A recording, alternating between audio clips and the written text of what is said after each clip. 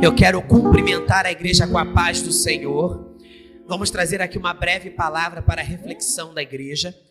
Aleluia, capítulo 1 de Jonas, versículo 7. Amém, que Deus possa estar os abençoando nesta noite. Capítulo 1, versículo 7. E diziam cada um ao seu companheiro: vinde e lancemos sortes, para que saibamos por que causa nos sobreveio este mal.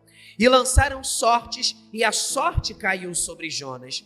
Então lhe disseram: declara-nos tu agora, por causa de quem nos sobreveio este mal. Que ocupação é a tua? De onde vens? Qual é a tua terra? E de que povo és tu? E ele lhes disse: eu sou hebreu e temo ao Senhor, o Deus do céu, que fez o mar e a terra seca. Então estes homens se encheram de grande temor e disseram-lhe: por que fizeste tu isto? Pois sabiam os homens que fugia da presença do Senhor, porque ele lhe tinha declarado. Amém? Diga assim comigo: eu não posso fugir da presença do Senhor. Diga para a pessoa que está no teu lado: não fuja. Irmãos, essa palavra tem permanecido sobre o meu coração como uma palavra de impacto, com uma palavra assim de grande responsabilidade.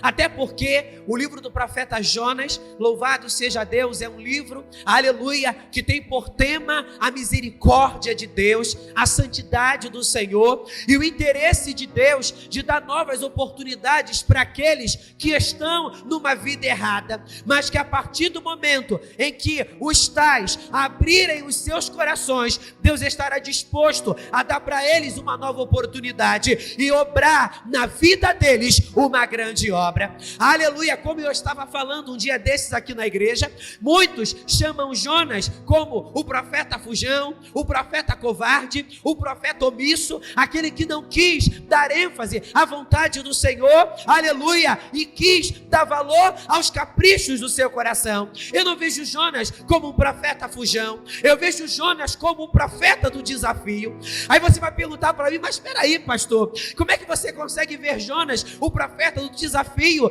dentro desses versos que acabaram de ser lidos? Apresenta Jonas como alguém que estava fugindo de uma grande responsabilidade que Deus estava confiando a ele. Mas sabe por quê? Eu vejo em Jonas um homem de grande desafio, porque hoje em nossas igrejas, infelizmente, nós estamos cercados de pessoas hipócritas. Infelizmente, em nossas igrejas estamos cercados de pessoas demagogas, de pessoas que falam e não vivem, de pessoas que pregam e andam uma vida completamente contrária àquilo que ela diz ser. Então eu vejo em Jonas o profeta do desafio. Sabe por quê? Porque tudo o que Deus mandava Jonas fazer, Jonas tinha uma desculpa, e na maioria das vezes ele dizia não para o Senhor. Será que é agradável, aleluia, dizer não para o Senhor? Não. Mas eu não quero entrar nessa questão de ser agradável ou não dizer não para o Senhor. Eu quero entrar em destaque que nós como igreja precisamos ser sinceros e transparentes na presença do Senhor. A Bíblia diz que Deus é Espírito e importa que os que o adorem em Espírito e em verdade. Nós precisamos orar para que Deus mande fogo sobre os nossos corações para nos livrar da hipocrisia e nos fazer ter uma vida de verdade reta na presença do Senhor. As pessoas falam o que não querem no fundo fazer, Lena. As pessoas vivem de forma que no fundo não querem viver, mas tudo em nome de uma aparência, tudo em nome, aleluia, de uma postura. Porque eu sou a irmã A, porque eu sou o pastor B, não, porque eu sou o profeta. E se de repentemente eu me expor, como poderão me ver?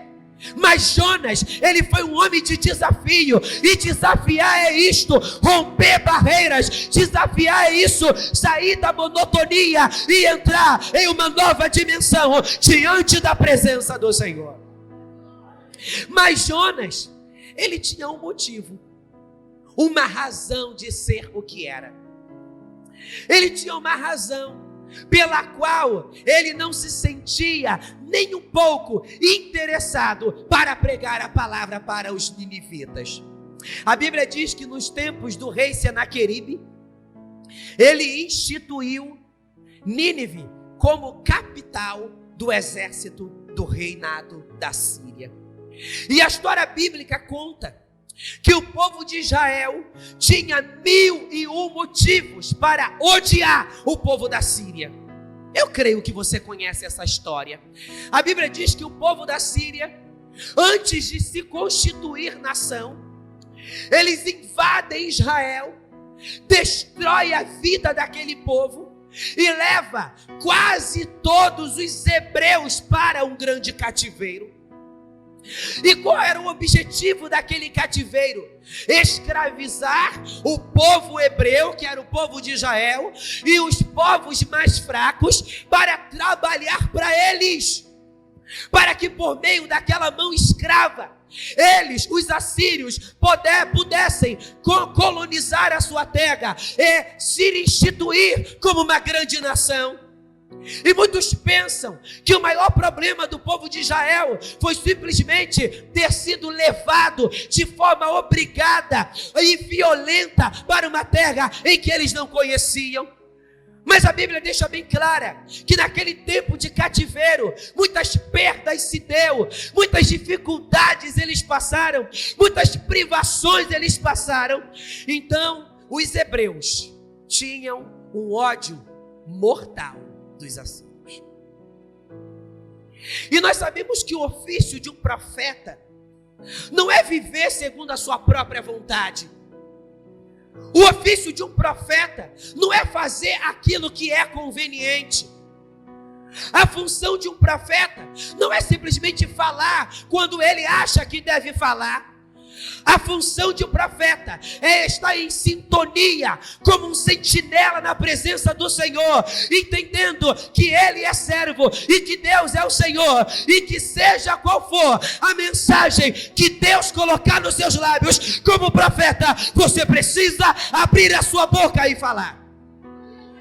Então a vida de um profeta é muito espinhosa. A Bíblia diz que nos tempos de Jeremias foi extremamente odiado pelos da sua própria casa, porque Deus chama Jeremias para dar uma palavra de exortação para aquele povo. A Bíblia diz que nos tempos de Ezequiel, ele temia o que poderia sobrevir diante dele, porque grande era a responsabilidade que Deus havia colocado na sua mão. Mas o interessante é que o profeta é aquele que aponta o erro, é aquele que aponta o pecado, é aquele que fala a verdade. Mas para ser profeta tem que ter coragem, e tem que ter mais coragem para viver uma vida de transparência. Muitas das vezes nós queremos viver uma vida em que o povo idealizou para nós. Não, você tem que ser assim, Célia. Você tem que ser assim, Ministério Tempo de Graça. Vocês têm que ser assim, Assembleia. Vocês têm que ser assim, Metodista. Você tem este perfil. Mas se ainda fossem perfis estabelecidos pela Bíblia, na maioria das vezes são perfis que um homem estabelece e ele subjuga ser o correto. Calabrachuri como Naragácia. E a Bíblia diz que Jonas venceu esse grande desafio. Deus começou a criar uma série de situações para fazer Jonas entender que, como profeta, ele não deveria abrir a boca para quem ele queria. Ele não deveria abençoar quem ele achava o certo abençoar. Como um profeta, ele precisava se submeter à vontade de Deus e fazer aquilo que Deus o havia mandado. E a Bíblia diz que antes dele entender isso, ele foge, não da presença do Senhor, mas ele foge daquela grande responsabilidade, entrando numa embarcação que ia para um lugar completamente diferente do lugar em que Deus havia mandado que ele fosse. E a Bíblia diz: louvado seja Deus, que o Senhor o achou. uma grande tempestade veio naquele mar, e a Bíblia deixa bem claro que o Senhor, que o capitão daquele barco, daquela embarcação, propôs até em seu coração voltar com o barco, com toda a sua tripulação para a praia, mas eles não conseguiram, porque a tempestade era imensa, e o conselho que um foi dando para o outro foi o seguinte: iremos perecer, mas antes que pereçamos, vamos clamar, cada um ao seu Deus, e vamos ver o que o Deus de cada um pode fazer por nós. E a Bíblia diz que eles começaram a clamar, e quando chegaram até Jonas, Jonas estava dormindo, aleluia, completamente desligado, e eles reivindicaram, deram ordem a Jonas, para que Jonas também clamasse ao seu Deus. E a Bíblia diz que Jonas revela para os homens quem era o Deus que ele servia. E ele deixa bem claro no capítulo 1 que ele servia ao Deus dos céus, o Senhor Todo-Poderoso, que fez o mal, que fez a terra e que estava no controle de toda a situação. E a Bíblia diz que eles lançaram sorte sobre Jonas, e a sorte caiu sobre Jonas. Em outras palavras, Jonas, ele pensava estar escondido, mas Deus apontou sobre Jonas e revelou para aqueles homens que o motivo daquela grande desgraça era porque naquele barco existia um desobediente. E foi inevitável, Jonas teve que se lançar ao mar, para que aquela tempestade acalmasse.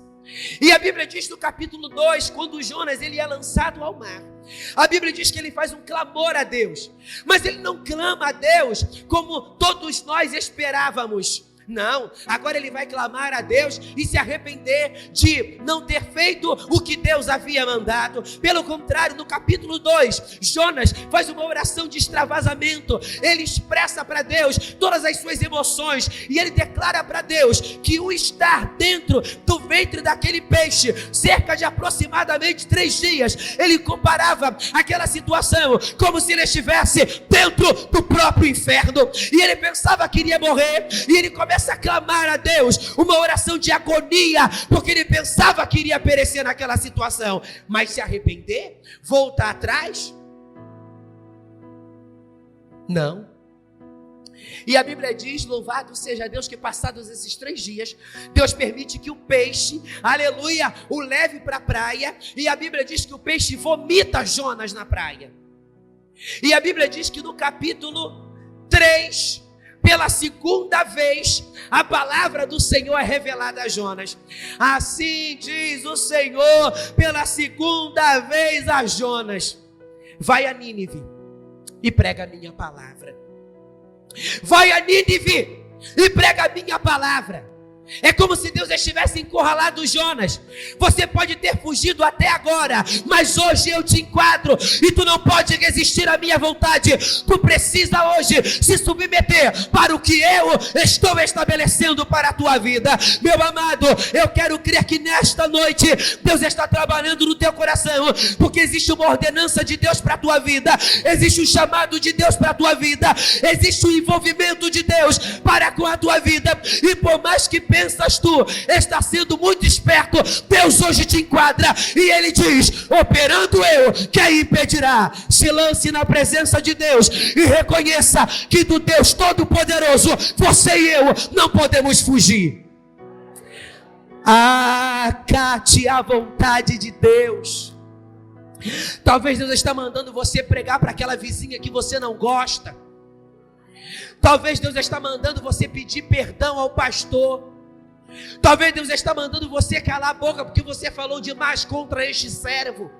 Ou talvez alguma coisa você possa ter feito e você bateu no peito e diz: olha, não há quem me faça voltar atrás da minha decisão. Hoje o Senhor se apresenta diante de você e Ele diz que, se necessário for, Ele vai te fazer retroceder, mas a vontade dEle tem que prevalecer na sua vida. Quem está entendendo, diga glória a Deus. Oh, aleluia! Deus está falando contigo. E a Bíblia diz que Jonas, ele não tem como fugir da presença de Deus, e ele se enquadra dentro daquele padrão, muito que contrariado, mas ele vai fazer o que Deus o havia mandado. No capítulo 4, Jonas faz uma declaração para Deus. Ele explica para Deus o porquê ele não queria pregar para os ninivitas. Ele considerava os ninivitas homens não merecedores da misericórdia de Deus, homens não merecedores da bênção de Deus, porque no passado estes mesmos homens colocaram diante do povo de Israel muitos tropeços para que aquele povo não fosse abençoado. E Jonas, dentro do seu conceito de homem, ele não conseguia engolir essa verdade de que ele tinha que abençoar quem no passado o havia amaldiçoado. Ele não conseguia entender isso. E essa é uma realidade em nossos tempos. É muito fácil abençoarmos quem nos abençoa. É muito fácil dizermos quem amamos, quem está sempre sorrindo para nós. É muito fácil estender a mão para aqueles que podemos dizer: ele é uma bênção a minha em minha vida. Mas aquela pessoa que até o dia de hoje tem sido uma prova para você, até o dia de hoje essa pessoa tem te dado problema, e para te confundir espiritualmente, quanto mais você ora para Deus entrar com justiça, mais essa pessoa é abençoada. Talvez você está em parafuso porque você quer a justiça de Deus, aleluia, mas até agora aparentemente parece não ter havido justiça. Mas no livro do profeta Isaías, capítulo 64, diz que a nossa justiça é como trapo de imundícia. Calablachuri como nácia. A nossa justiça é como trapo de imundícia. Sabe o que significa? Significa que Deus nunca vai julgar quem queremos que seja julgado segundo os nossos princípios. Ele tem uma balança, ele tem um caminho, ele tem uma maneira de agir, ele sabe cobrar na hora certa, ele sabe chamar a atenção na hora certa. No momento, somente faça a vontade de Deus. Você está entendendo? Diga glória a Deus. E a Bíblia diz que Jonas chega naquela cidade, ele prega a palavra para aquele povo, e não o inesperado acontece, porque ele já sabia que isso ia acontecer. A Bíblia diz que ele sai profetizando, e no capítulo 3, versículo 4, ele diz assim: e começou Jonas a entrar pela cidade, caminho de um dia, e pregava dizendo: ainda 40 dias e Nínive será subvertida. Aleluia. E a Bíblia diz que no versículo mais abaixo, aleluia, o povo, inclusive o rei de Nínive, recebeu aquela palavra. E o povo se arrependeu na presença do Senhor. Você está pensando que os ninivitas, aleluia, existia cerca de aproximadamente 120 mil habitantes nessa cidade. A Bíblia diz que a cidade, a história conta, ou melhor, que a cidade era cercada por uma grande muralha. Aleluia, meio até que semelhante como a de Jericó. Semelhante, aleluia, não igual. E a Bíblia diz que para percorrer aquela cidade toda durava aproximadamente 3 dias. E a Bíblia diz que Jonas saiu por aquela cidade. Outra coisa precisa ser dada enfoque. A cidade de Nínive não era uma cidade de pobres coitados, um bando de perrapados, duros na vida. Aleluia. A cidade de Nínive era uma cidade de grande riqueza, era uma cidade de grande luxo. O povo era muito orgulhoso por aquilo que eles haviam conquistado.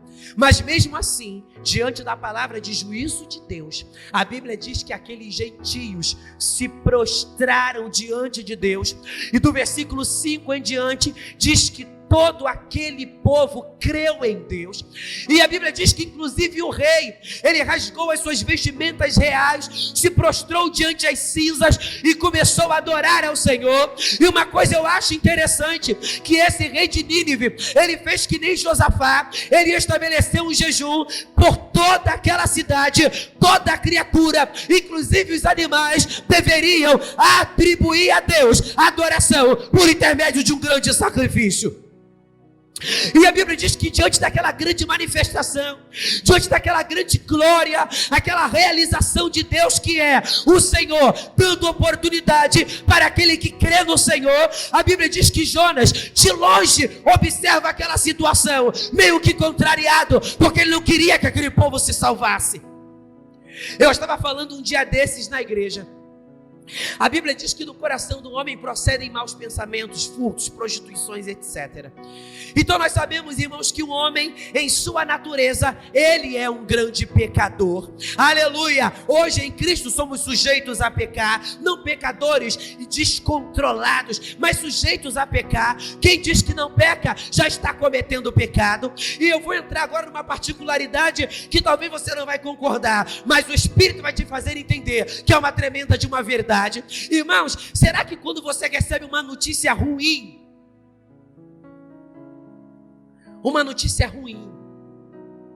você descobre que alguém fez um levante contra você, quando você descobre que você deixou de ganhar uma grande bênção por causa, talvez, de um irmão ou de uma irmã atribulado, é claro, como é que você pensa nele?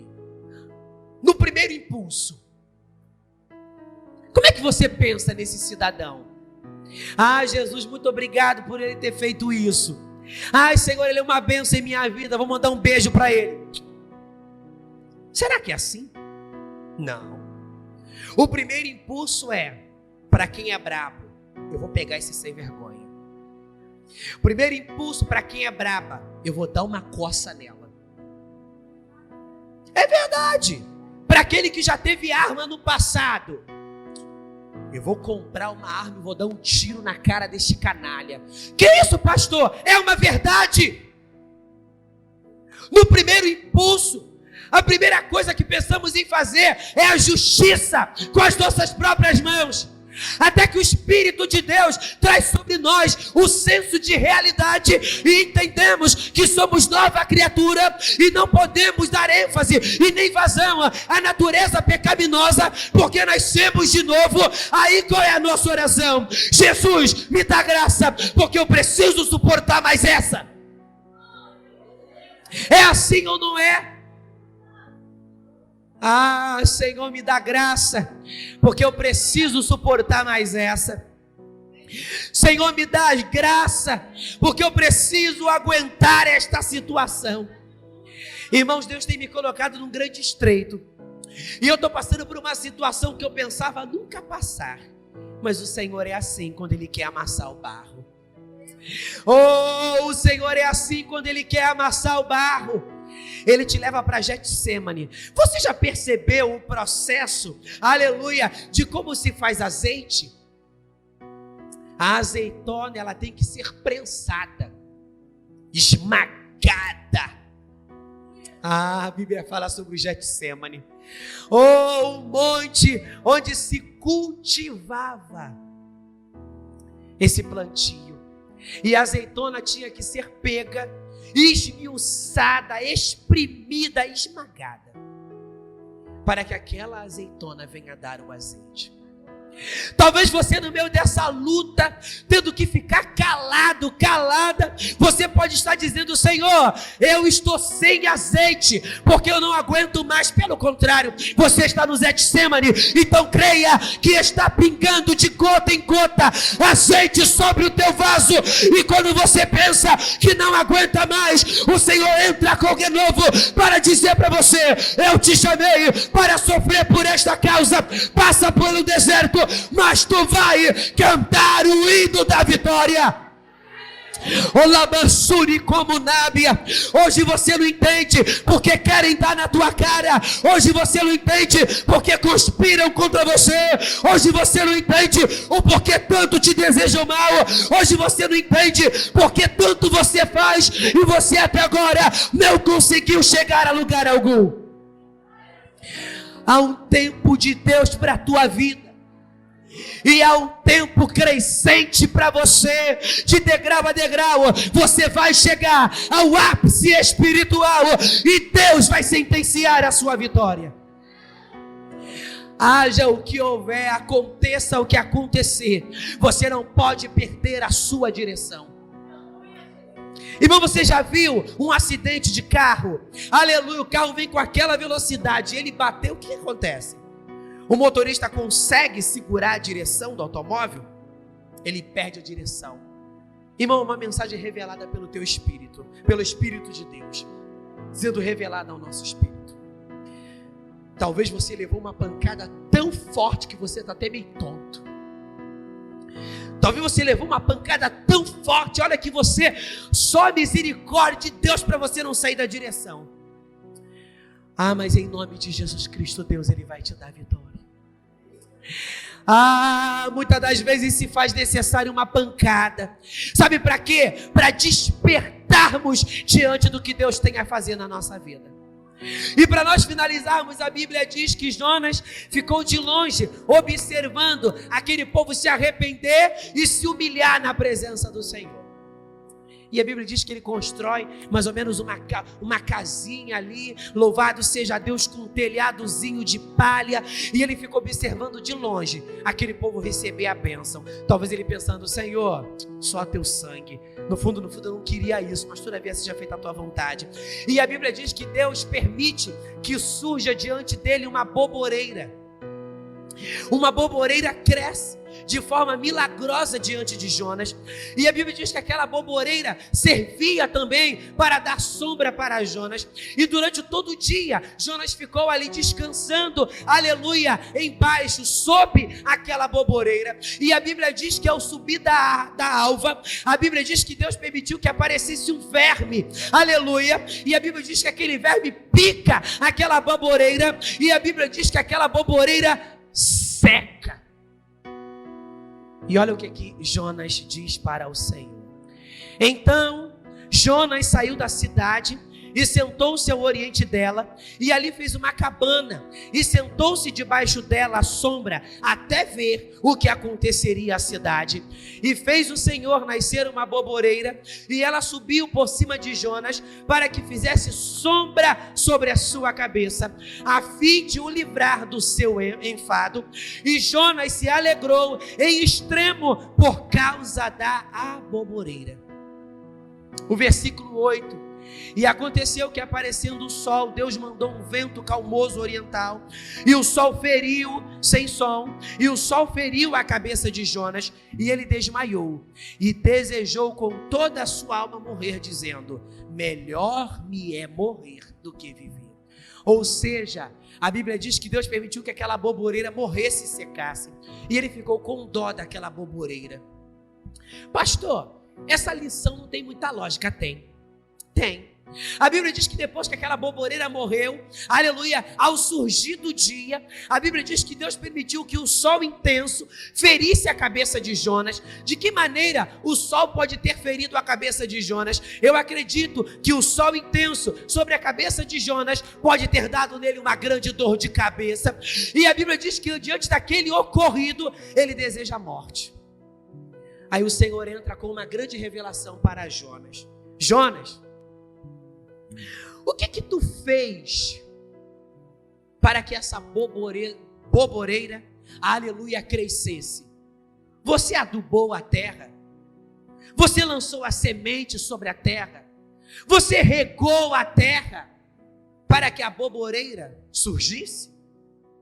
Tu não fez nada. E tu mesmo assim se apegou a esta boboreira. Tu não criou a boboreira e tu se apegou à boboreira. Como é que tu quer que eu não ame os assírios? Como é que tu não quer que eu ame os ninivitas, sendo eu o Senhor que os criei? Sabe o que Deus estava querendo dizer para Jonas? Que ele tinha mais amor para o que era criatura, para o que era matéria, do que aqueles que eram feitura e semelhança de Deus. Vamos nos colocar de pé nesta noite, nós vamos fazer uma grande oração. Aleluia. E nesta oração você vai dizer: Deus, eu quero ser sincero. Eu quero abrir a minha boca e confessar para o Senhor a verdade que arde no meu coração. E talvez a verdade que arde no teu coração é: você passou por uma decepção e você ainda não conseguiu engolir essa decepção.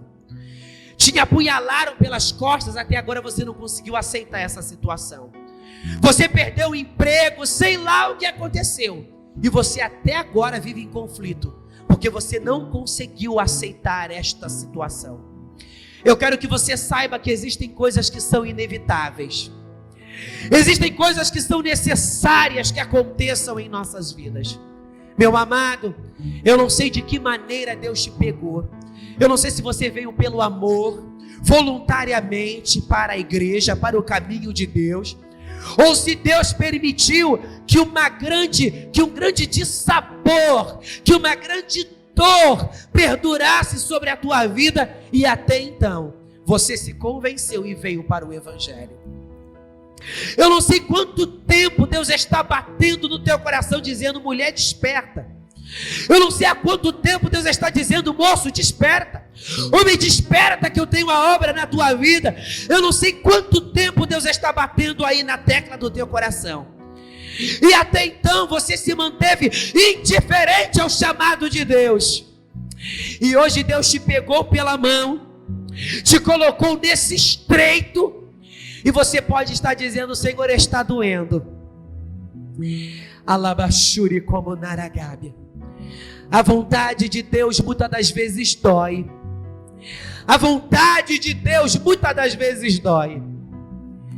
E talvez para que aconteça a vontade de Deus na tua vida, algo teve que acontecer para que você fosse despertado. A terra do teu coração tremeu e estremeceu. Dê a mão à pessoa que está do teu lado. Eu quero profetizar sobre a tua vida nesta noite, Vitória. Fica ligado. Há pessoas parando de andar no meio da igreja. Calaçábia.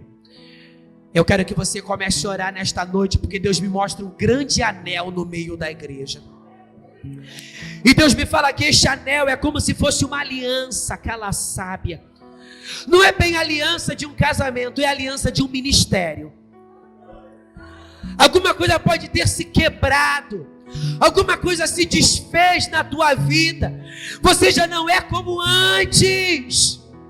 Mas hoje, se alguma amargura entrou no teu coração, Deus vai te libertar desta amargura. Se algum ressentimento entrou no teu coração, esse ressentimento vai sair. Desde a antiguidade não se viu, nem com o ouvido se ouviu.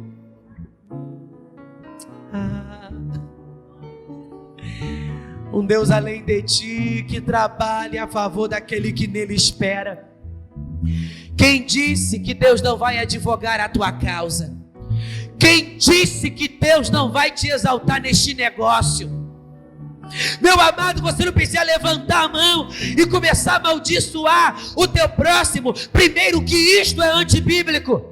Mas se existe um inimigo na tua vida, este inimigo não é o teu marido, não é o teu vizinho, não é a tua irmã, não é este ente da tua família. O teu maior inimigo é Satanás. E sabe como você vence Satanás? Tendo a unção de Deus sobre a nossa vida. Não se cale diante desta luta, não se prostre diante desta tempestade. Pelo contrário, se erga, se levante, glorifique ao Senhor e profetize sobre a tua vida, que você não vai cair, que você não vai parar, que você não vai desistir. Pelo contrário, a glória de Deus se tornará abundante sobre a tua vida. Senhor, eu quero abençoar a vida do teu povo em oração, porque Jonas foi um homem sincero, Senhor. Ele disse para Deus o que ele queria fazer, mas tu tratou de Jonas e a vontade tua prevaleceu. Senhor, existem crentes aqui que tu está enquadrando. Existem crentes aqui que tu está enquadrando. Vai enquadrando mesmo, para que esta mulher deixe de pensar que Deus não está olhando para ela. Enquadre ela mesmo, para que ela entenda que tu não chamou ela para que ela viva nos deleites e no seu capricho. Deus chamou ela para ser serva. E nesta noite eu quero te pedir: lança por terra este demônio que está lutando contra a vida desta mulher para que ela se cale. Esse demônio que está lutando contra a vida deste homem para que ele deixe de atuar.